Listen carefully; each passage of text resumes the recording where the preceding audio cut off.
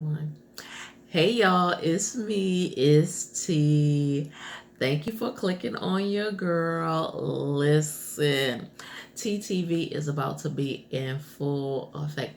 Y'all know that I will be here chatting about all of the things that is on your network TV, on Netflix, and random crazy stuff on the internet, especially the crazy crap that my husband is watching. Don't tell him. But just so you know, studio space is super crazy right now. In case you don't know, I don't know when you're tuning in, but we are in quarantine season right now. So I'm literally just chilling in the corner of the kitchen right now, but I had to come to you because I can't wait not even another minute. I have to start talking about my favorite show and probably yours too. Love is Blind. Nobody expected this to be this huge on Netflix. Now it's all over social media.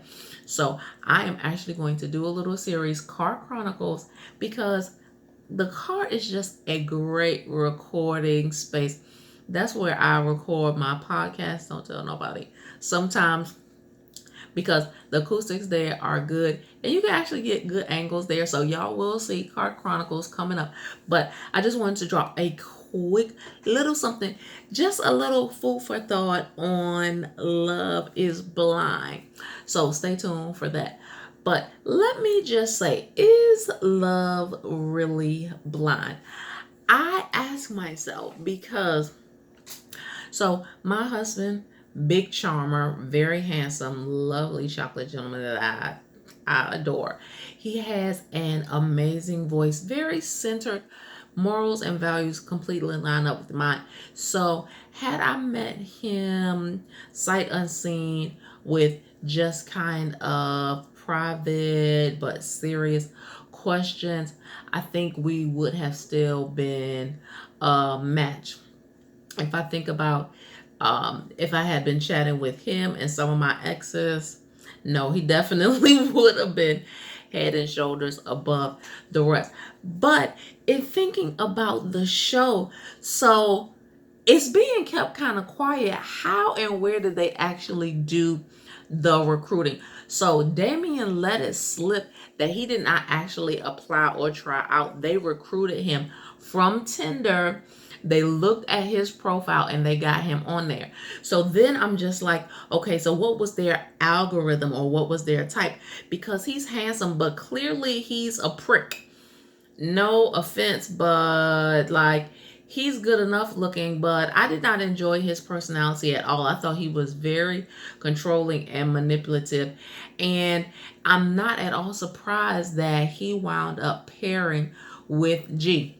More about that later because I am going to break down these couples for you. Again, you are going to want to tune into Love is Blind Car Chronicles with me, T. So that's just one thought. Another thought, think about this. How are they in Atlanta, right? Of course, the contestants were from different places, but for the most part, their home base was in Atlanta. How were they in Atlanta and they were able to get six couples to really take the plunge, and not one of them was a big booty girl? That's just really odd to me. Atlanta is home of the strip clubs. Atlanta is the new home of the video vixen. Atlanta is home of the big booty girl. So not one big booty girl was looking for love and trying to see if love was blind. Something is kind of fishy.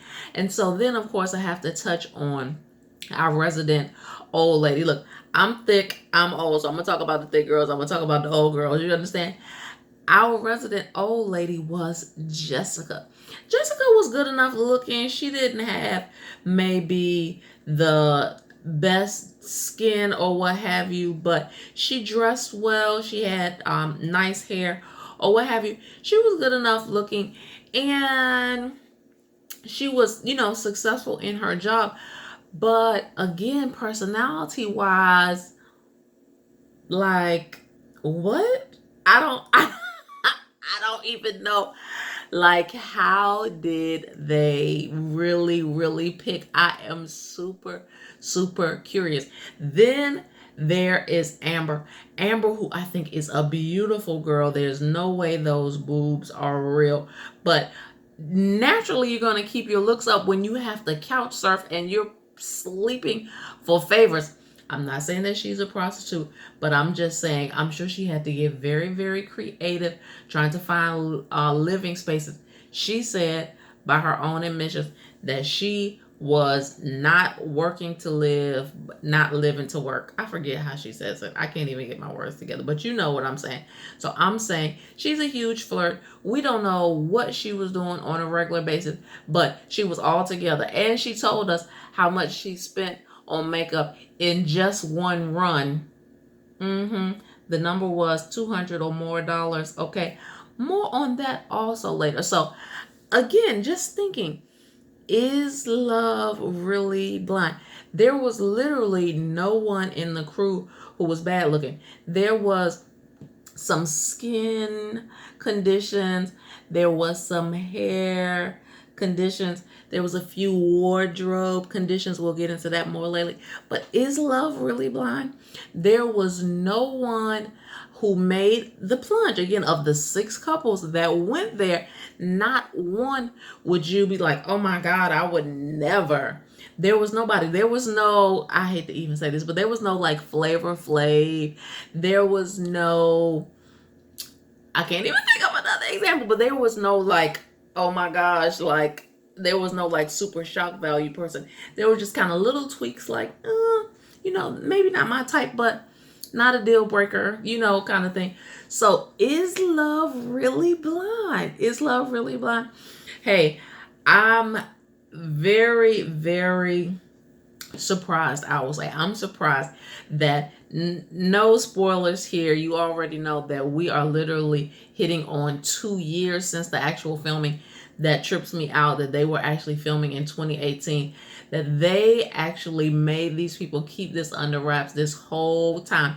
I know they too didn't know quite how to market this show because this is too simple. You kept it under wraps too long. So you were really working on how to get this out. But good job, Netflix. Hats off to you, actually.